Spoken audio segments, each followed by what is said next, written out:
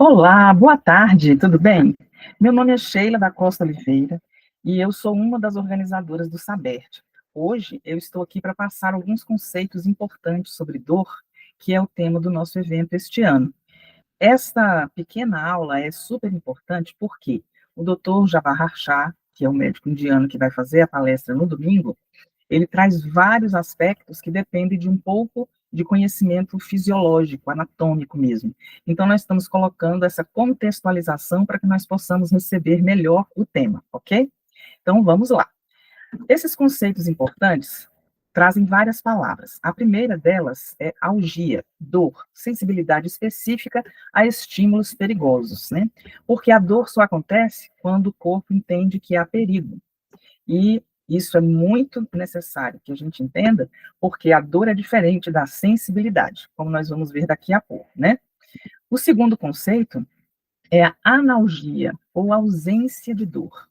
Existe uma doença autoimune, inclusive, que faz uma pessoa nascer sem os neurônios responsáveis pela recepção da dor.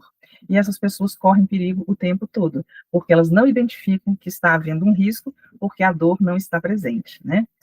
Outro conceito importante é o de analgesia, a interrupção bioquímica, elétrica e ou mecânica do fluxo da dor. E quando eu estava fazendo fisioterapia, porque havia quebrado um braço, uma das abordagens que o fisioterapeuta fazia era a tração mecânica. Ele apertava no local onde estava doendo até a dor passar um pouco. Depois ele apertava mais um pouco, aí a dor passava mais. Apertava mais um pouco, a dor passava mais. Sem eu tomar remédio nenhum. E era um efeito mecânico, né? Então, tem muitas abordagens além da medicamentosa, além das substâncias que a gente ingere, porque, sabendo disso, a gente pode ingerir menos substâncias, né? Ter outros protocolos para trabalhar com a gestão da dor. A gente sabe que hoje em dia nós temos uma verdadeira epidemia, eu diria até uma pandemia de uso de analgésicos. O mundo inteiro está sofrendo com dores múltiplas e os analgésicos estão em alta. Só que na maioria das vezes as dores são mentais, emocionais, e o analgésico químico, ele não vai dar conta disso. E na homeopatia e outras terapias complementares, a gente trata melhor disso, né? Então, vamos ficar de olho nessa questão dos analgésicos, aqueles que interrompem o fluxo da dor para a gente sentir um pouco de conforto, mas que também pode mascarar outras coisas importantes que, não vistas, geram consequências até piores. Outro conceito importante é o de estesia, ou sensibilidade. Está mais relacionada ao que os sentidos percebem e recebem do meio ambiente, né? A estesia é uma coisa importantíssima, porque se a gente não sentir o ambiente, nós também corremos risco, né? E todos os nossos sentidos são entradas para informações sobre o ambiente. Vamos então ficar de olho aí na estesia. A indiferença sensorial é um problema. Assim como a gente vê, por exemplo, em pessoas pós-Covid, que perderam o olfato, ou o olfato ficou muito diluído, ou até pervertido, né? Importantíssimo a gente prestar atenção, porque qualquer alteração significativa na estesia também deixa a gente em situações complicadas. Outro conceito importante é o de hiperalgesia ou hiperalgia, que é a sensibilidade excessiva à dor. Vocês devem conhecer, né, pessoas que a gente encosta e já está chorando, ou já está gritando, ou dizendo que doeu, doeu muito, está doendo muito. Essa pessoa tem hipersensibilidade. E essa hipersensibilidade também pode ser bem tratada com as terapias integrativas, como a homeopatia. Outro conceito importante é o oposto, hipoalgia ou hipoalgesia, que é menos sensibilidade à dor. Não total ausência de dor, como na analgia, mas uma sensibilidade menor. Então, a pessoa tem, como se costuma dizer, um limiar aumentado para a dor. Quando uma pessoa sente dor, essa outra pode demorar mais tempo para sentir, né? São características individuais, e isso tudo a homeopatia leva em consideração quando vai fazer a indicação medicamentosa. Outra coisa bem interessante da gente notar é que existem várias maneiras de conceituar dor. A primeira delas é muito importante, porque tem gente que é, corre com a dor, né? Espanta, mas ela é um componente essencial do sistema de defesa do nosso organismo. Então, se aparece dor, existe um perigo. Existe alguma coisa que nós precisamos cuidar e que às vezes nem foi vista ainda, com essa sirene bioquímica, com esse alerta desagradável, a gente começa a prestar atenção em coisas que estavam até ocultas para nós, né? Ela também é um aviso rápido ao sistema nervoso, para iniciar uma resposta motora que minimize riscos e perigos físicos e mental-emocionais. Por quê? Se está doendo e se tem perigo, o corpo vai trabalhar pela autopreservação, então tem que ser rápido, né? Não pode ser aquela coisa de análise, SWOT, para saber o que fazer, não. É tudo feito de forma instantaneamente e rápida para tirar o corpo do momento de perigo, risco físico, mental e emocional. Ela também é uma experiência físico-emocional desagradável, porque se for agradável, eu não vou querer sair dali, né? Então, não vai me retirar do risco. E essa sensação desagradável acompanha a nocicepção. E o que é a nocicepção? Vejamos, né? Ela é a capacidade de receber sensibilidade nociva, perigosa. E para isso existem os nociceptores, nervos especializados na recepção dos sinais de perigo. E temos os nervos periféricos comuns, que são responsáveis pela sensibilidade, né? Então, a nocicepção é a recepção dos estímulos dolorosos. E é um grupo diferente de filamentos nervosos que faz isso. Nós temos aqui, por exemplo, a seta em situação crescente, né? Vai do menor para o maior, do mais leve para o mais pesado.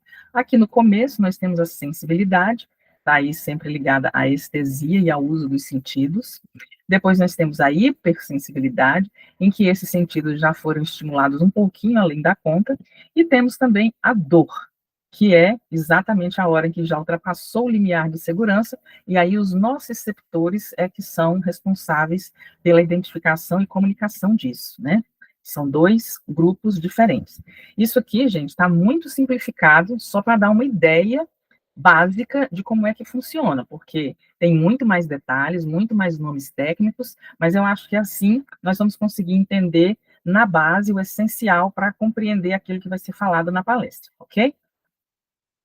E aí, quais são as diferenças entre dor e nocicepção? A dor, gente, vem do latim dolore, sofrimento, e é a exacerbação da sensibilidade além da conta. Então, passou do limiar de segurança, vira dor, né? E essa palavra dolore, né, que vem do latim, ela é muito necessária para a gente entender, inclusive, nomes próprios que nós temos. Maria Dolores, que é Maria das Dores, em português, né? E isso é muito comum, esse nome está muito desenvolvido no nosso léxico, né? E ser Maria, e ainda das dores, né, gente, tem os seus motivos, porque o sofrimento feminino está no mundo inteiro e nós temos muitas Marias das dores, mesmo que elas não tenham esse nome por aí, né?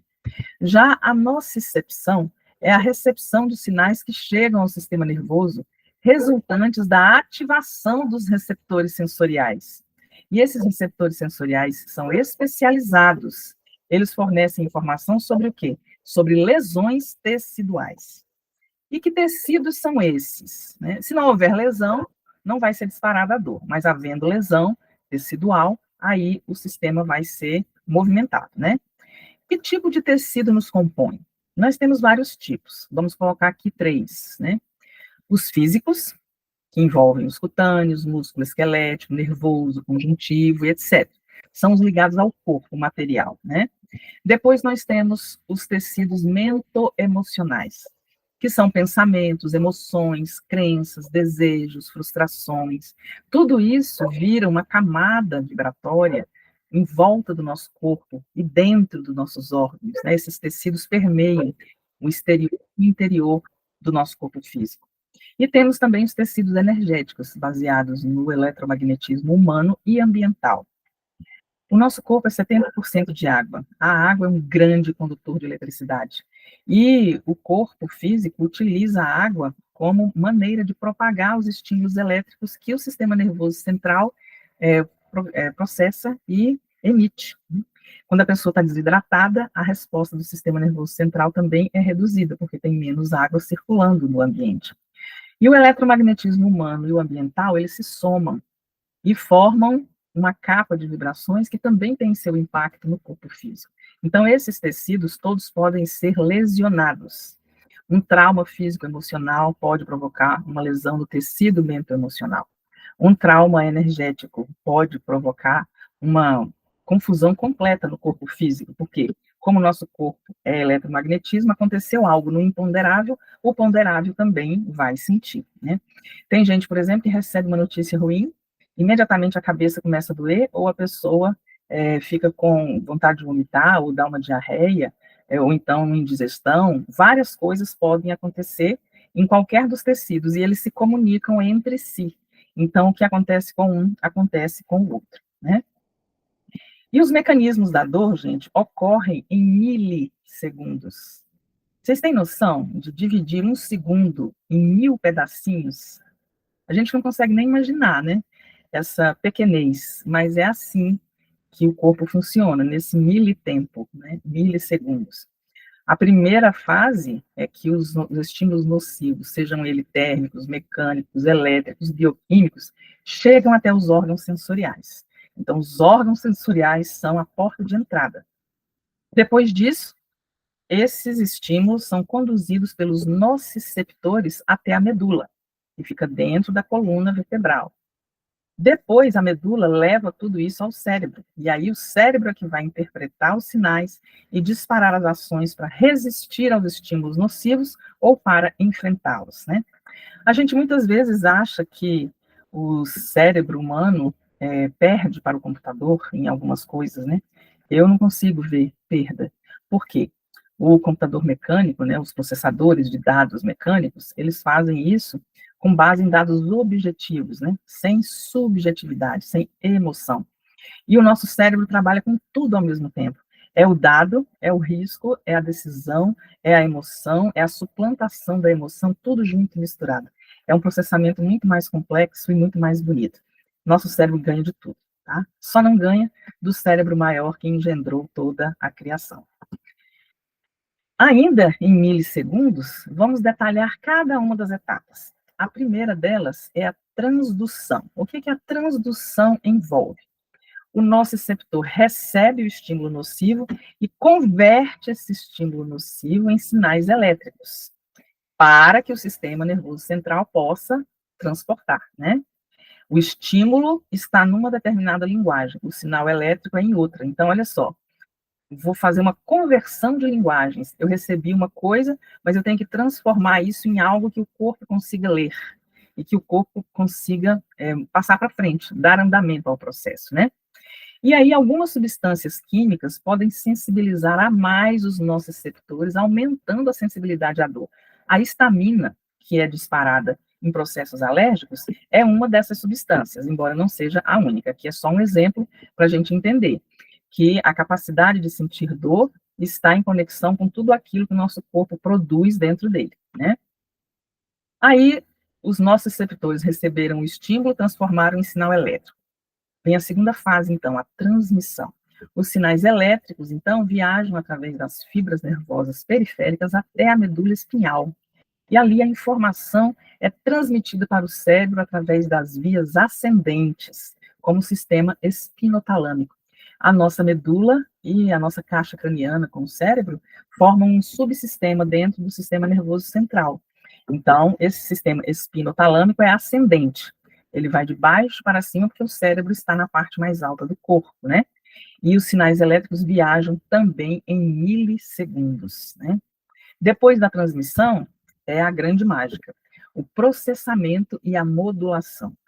O cérebro recebe e interpreta os sinais, então ele localiza de onde a dor vem, mede a intensidade da dor e a qualidade da dor. É uma dor térmica? É uma dor bioquímica? É uma dor mecânica? É uma dor elétrica? Né? Isso tudo o corpo faz também em milissegundos. Esse mecanismo de modulação cerebral tenta, então, diminuir a intensidade, liberando opioides endógenos, mas a persistência do estímulo pode aumentar a percepção da dor.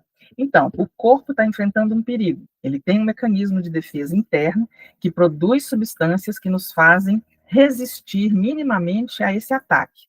Mas, se o ataque persiste durante muito tempo, aí o corpo já não dá conta de manter tudo no seu limiar, né?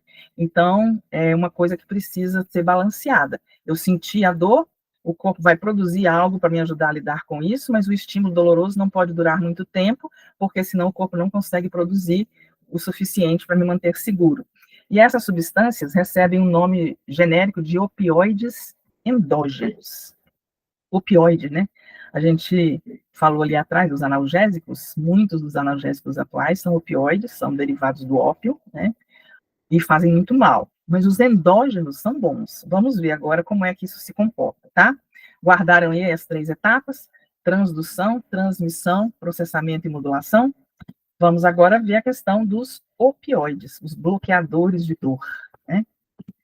Teve até no final do século XIX, começo do século XX, na China, a guerra do ópio, porque era uma droga extremamente disseminada em todas as camadas da população, e ele provocava uma paralisia muito grande. Era um bem-estar interno muito grande, mas com uma paralisia total. A pessoa parava de falar, parava de comer, parava de rir, mas lá dentro, no mundo interno, deveria estar uma viagem, né? Os opioides endógenos, eles são bons. São substâncias produzidas pelo próprio corpo. E basicamente duas, as endorfinas e as encefalinas. Nós vamos detalhá-las um pouquinho mais à frente. E elas atuam no alívio da dor e na regulação do humor. Então, se você está com dor e mal-humorado, é porque não tem endorfina nem encefalina suficiente no seu próprio corpo. Então, já tem um déficit para ser enfrentado, para ser diagnosticado e para ser tratado. Apareceu dor recorrente e humor desregulado, nós temos aí já um grande sinal de que o mecanismo de produção de opioides endógenos está prejudicado. Temos também os opioides exógenos. Aí são as substâncias externas, sintéticas, derivadas de fontes como plantas, né? Por exemplo, a morfina, a codeína, a heroína e o fentanil. São princípios ativos extraídos de plantas e modulados bioquimicamente para provocar bloqueio de dor. Mas tudo aquilo que bloqueia dor também bloqueia movimento. Então, a pessoa que toma muito analgésico começa a sofrer de prisão de ventre, de digestão ruim, porque tudo na digestão, na excreção, é movimento. Se você está o tempo todo dizendo para o nervo, não trabalhe, não trabalhe, não transmita dor, isso vai se refletir no movimento interno de todas as partes do nosso corpo. A pessoa pode desenvolver insuficiência cardíaca, lentidão de pensamento e tantas outras coisas que depois aparecem nos consultórios e muitas vezes não são identificados como consequências, né, do uso desse tipo de substância. Agora, as endorfinas e as encefalinas, que são os opioides endógenos produzidos dentro do nosso próprio corpo, eles têm uma semelhança e algumas diferenças. A semelhança é que eles são realmente naturais, são produzidos pelo nosso próprio corpo, então a gente tem condição de interpretar e utilizar a nosso favor quando chegar a hora, né? Esses hormônios das endorfinas, eles são liberados quando a gente sente dor ou estresse. São produzidos no cérebro, na glândula pituitária ou hipófise e no hipotálamo. Eles atuam como mensageiros no corpo para aliviar a dor, reduzir o estresse, melhorar o humor, e eles transmitem sinais por todo o sistema nervoso. É uma coisa linda, né? Tanto que a sensação de bem-estar, quando a gente entra nela, ela se comunica ao corpo inteiro. Por quê? Porque esses hormônios estão sendo esparramados pelo corpo todo, através dos peptídeos, que são uma substânciazinha maravilhosa. Daqui a pouco a gente olha um pouquinho sobre ela. Quando a gente está com baixa produção de endorfinas, existem alguns sintomas que se mostram de maneira muito clara. Vejamos se algum de nós aqui está sofrendo disso, né? Tristeza ou apatia sem motivo aparente. Tem alguém? Cansaço e falta de energia. Olha lá. Dificuldade de sono e concentração. E aí vira um círculo vicioso, né? Se eu tenho dificuldade para dormir, eu vou acordar já indisposto, isso vai aumentar a minha dor, aumentando a dor eu não durmo bem, então fica ali girando naquela coisa viciosa. Tem também a irritabilidade constante e a sensibilidade exagerada à dor. A gente pode não estar com nenhuma doença, mas se baixou a endorfina, eu já estou predisposto a sentir dor a mais do que outras pessoas, né? Então vamos prestar atenção, tá, gente? Nós vamos também hoje dizer como é que a gente aumenta essas endorfinas e encefalinas para estar com isso em dia no nosso corpo. As encefalinas, que são a segunda classe dos opioides endógenos, elas atuam como neurotransmissores no organismo. Então, elas permitem a comunicação de um neurônio com o outro, de um filamento nervoso com o outro. O neurotransmissor é tudo, porque os nervos são elétricos. Um não pode encostar diretamente no outro, porque dá choque. A gente sente às vezes, né? Nossa, levei um choque aqui na minha perna, tem um choque na coluna, um choque no meu quadril, um choque no ombro. Aí houve alguma coisa que encostou onde não devia. O neurotransmissor é um tipo de hormônio que vai manter os nervos em contato, mas sem deixar que haja choque, né? E são duas essas encefalinas, a metincefalina e a leuencefalina. Ambas são muito importantes na modulação da dor, analgesia, e na boa função do trato gastrointestinal. Como já falei, tudo aquilo que vai paralisar o nervo vai afetar o trato gastrointestinal. Vamos prestar atenção nisso, né? Excesso de analgésico não vai nos livrar do problema e ainda cria outros. Por isso nós estamos falando sobre dor e querendo mostrar outras portas pelas quais a gente consiga resolver essas questões, tá? E agora, como eu posso elevar os níveis de opioides endógenos?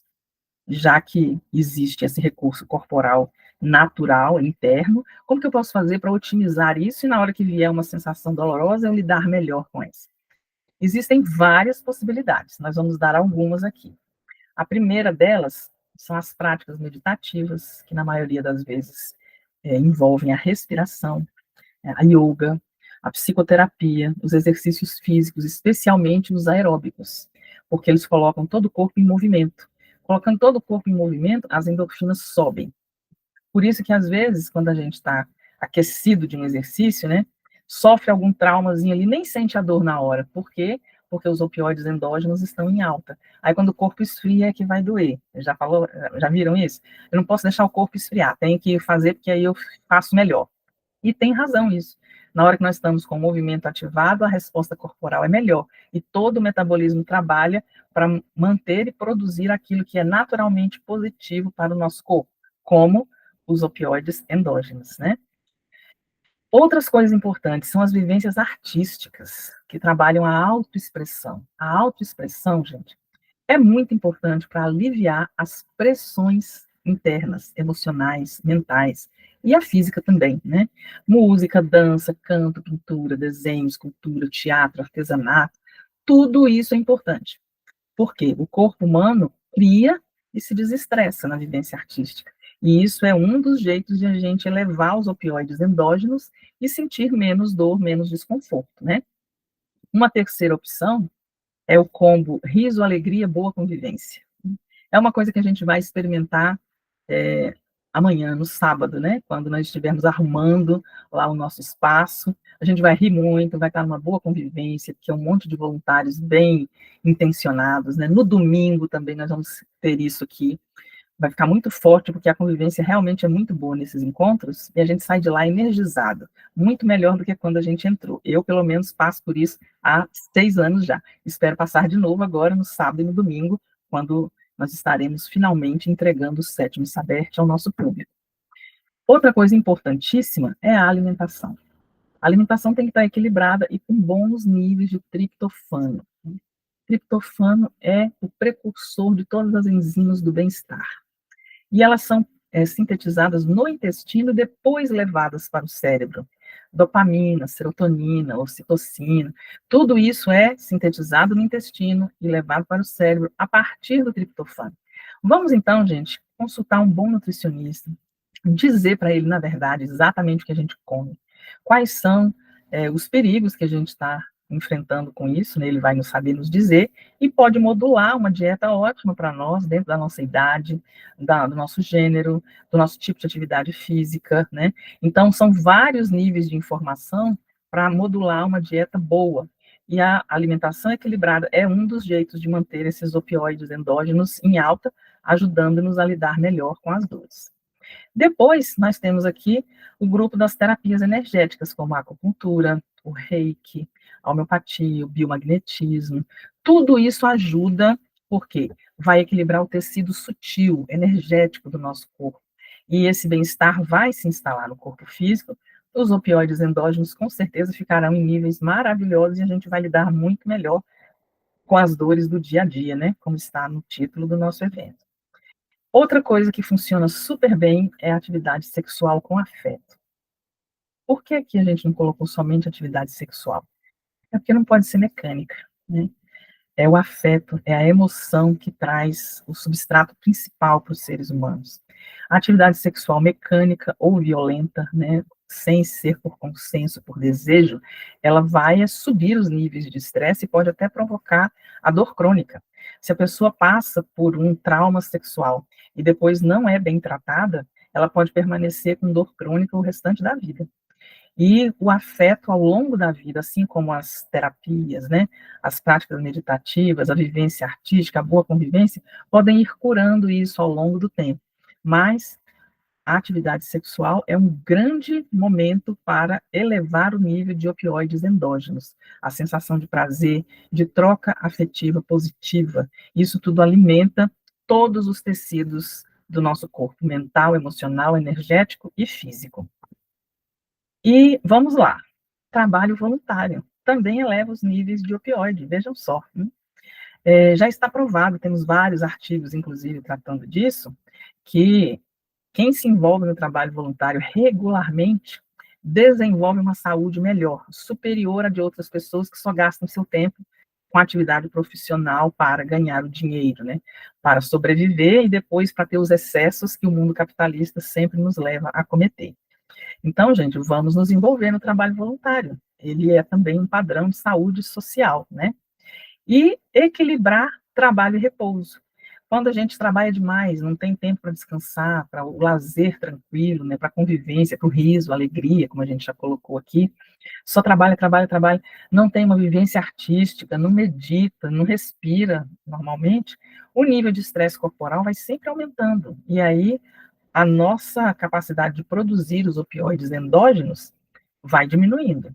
Dali a pouco, a gente está procurando um analgésico para dor de cabeça, para as costas, para o joelho, é, alguma coisa para o sono. Por quê? Porque não houve equilíbrio, então não pode haver produção boa dos opioides endógenos. A gente vai procurar os opioides exógenos, que vão nos trazer muito mais problema do que solução. Estamos vendo aqui que a dor é um processo bioquímico, energético, mental e emocional. E ela pode ser trabalhada de diferentes maneiras, e a principal delas é essa, através da manutenção dos níveis adequados dos opioides endógenos, que o nosso próprio corpo produz para a nossa defesa, né? Vamos encerrar, então, esse breve momento, lembrando um trecho de música da cantora Fortuna. Ela diz: E quando a dor te visitar, no corpo ou na alma, quero sentir tua força ao olhá-la nos olhos, ao encarar seu rosto, ao ouvir o que ela tem a te dizer. Terás essa coragem? Será, né? Teremos? Já tivemos? Estamos tendo agora? E a gente sabe que nós, como seres humanos, sempre temos dores, né? Ou doeu, ou está doendo, ou doerá. Não tem ninguém imune a esse tipo de situação. Mas estamos aqui agora já sem a apresentação, né? Lembrando que estudar sobre a dor não tem fim, porque as dores humanas são gigantescas, né? Elas variam de modalidade, de intensidade, de acordo com o momento da vida em que nós estamos, mas todos nós ou já sentimos, ou estamos sentindo, ou sentiremos dor. Vamos então assistir a palestra no domingo, procurando nos lembrar das nossas dores e das dores das pessoas que nós conhecemos. Quem sabe nós consigamos encontrar alguma solução para elas, ok? Um grande abraço e até domingo para vocês. E, por favor, deixem um comentário lá no grupo sobre o conteúdo que vocês viram aqui, tá bom? Um grande abraço e até domingo.